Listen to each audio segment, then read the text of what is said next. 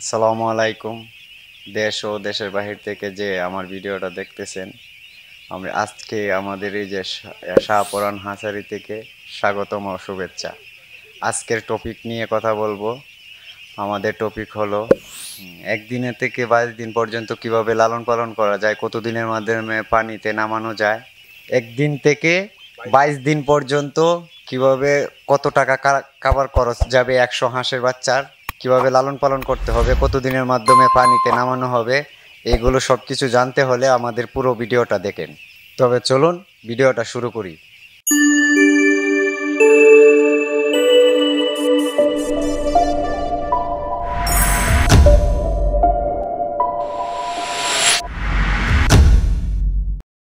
এখন আমি খাবার নিয়ে কথা বলবো। জিরু বাচ্চাটা যখন আপনার বাসায় নিয়ে যাবেন, অথবা তখন আপনার এই বাচ্চাটাকে আপনার লাইসোবিট অথবা আপনার ওয়াকডিমেন্ট খাওয়ানি লাগবে। এরপরে হলো আপনি এই বাচ্চাটাকে 22 দিন পর্যন্ত পানিতে নামাতে পারবেন না, খুবই নর্মালি খাবার দিতে হবে, যেটাকে স্টার ফিট বলা হয়, সেই খাবারটা দিতে হবে আপনার। ও 100 হাঁসের খাবার হলো 2700 টাকা খরচ হয়। তো ওই খাবারটা করতে গিয়ে কিছু মেডিসিনও ব্যবহার করতে হবে, যেটাকে আমরা আমাদের পরামর্শ আমাদের ইয়েতে, মানে আমাদের এই চ্যানেলে আমার নাম্বার আছে, আমাদের সাথে যোগাযোগ করবেন, কিভাবে ডেভেলপমেন্ট হবেন ইনশাল্লাহ। এই 22 দিন পর্যন্ত আপনাদের এতটুকু টাকা খরচ করলেই হবে। মোট 2700 টাকা খরচ করলেই আপনারা এনাফ। আপনারা সবাই জানেন যে ছোট বাচ্চা লালন পালন করতে গিয়ে আমাদের কিছু ম্যানেজমেন্টের অভাব হয় আর কিছু রুলস মেনটেন করতে হয়। তো রুলস মেনটেন করতে গেলে আপনারা 22 দিনের ভিতরে পানিতে ছাড়বেন না। যদি পানিতে ছাড়েন তাহলে পায়ে অথবা গলায় ইনফেকশন হয়ে মারা যাবে। অনেকেই শখ করে কিংবা বাণিজ্যিকভাবে হাঁস পালনকারীদের অনেকেই বিড়ম্বনায় পড়েন। তারা কিভাবে হাঁসের বাচ্চার যত্ন নেবেন, বিশেষ করে 21 দিন বা 3 সপ্তাহ বয়স হওয়া পর্যন্ত তাদের করণীয় কি জানেন না। এখানে 3 সপ্তাহ পর্যন্ত হাঁসের বাচ্চার খাদ্য খরচ ও কতদিন বয়সে হাঁসের বাচ্চা সাঁতার কাটার জন্য পানিতে নামানো যাবে সে সম্পর্কে আলোচনা করা হয়েছে, যাতে একজন খামারি ও তার হাঁস পালনকারীরা উপকৃত হতে পারেন। একদিনের হাঁসের বাচ্চা পরিবহন করে যখন সর্বপ্রথম আপনার খামারে নিয়ে আসবেন, তখন তাদেরকে লাইসোবিট স্যালাইন মিশ্রিত পানি ও মুড়ি ভিজিয়ে একটি পলিথিনের উপর ছড়িয়ে ছিটিয়ে দিতে হবে।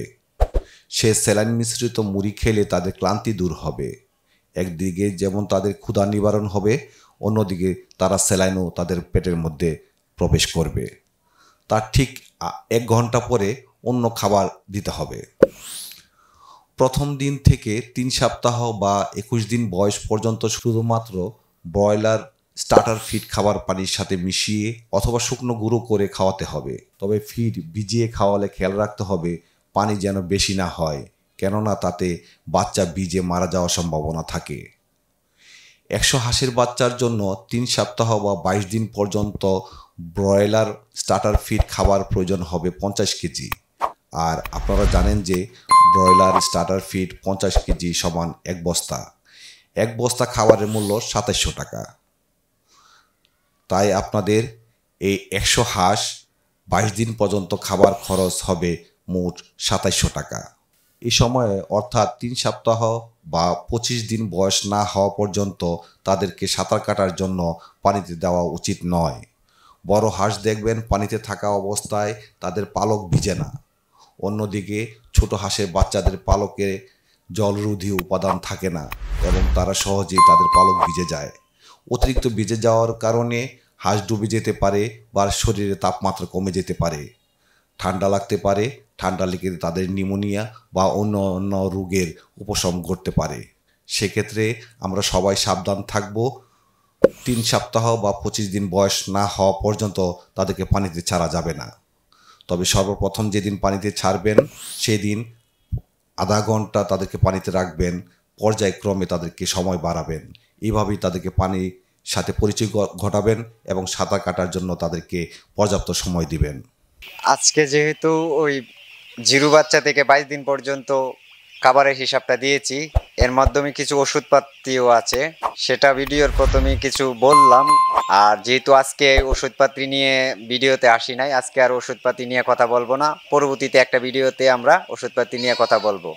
আশা করি আপনারা যদি একদিন থেকে হ্যাঁ বোর্ডিং করা বাচ্চা যদি ক্রয় করতে চান তাহলে আমাদের সাথে যোগাযোগ করবেন, আর নিশ্চয়ই আমাদের চ্যানেলটাকে সাবস্ক্রাইব করবেন। আপনাদের উৎসাহতে আমরা বিভিন্ন ভিডিও উৎসাহ পাই। পরবর্তীতে আবার কোনো ভিডিওতে আপনাদের সাথে দেখা হবে। সেই পর্যন্ত ভালো থাকুন। আসসালামু আলাইকুম।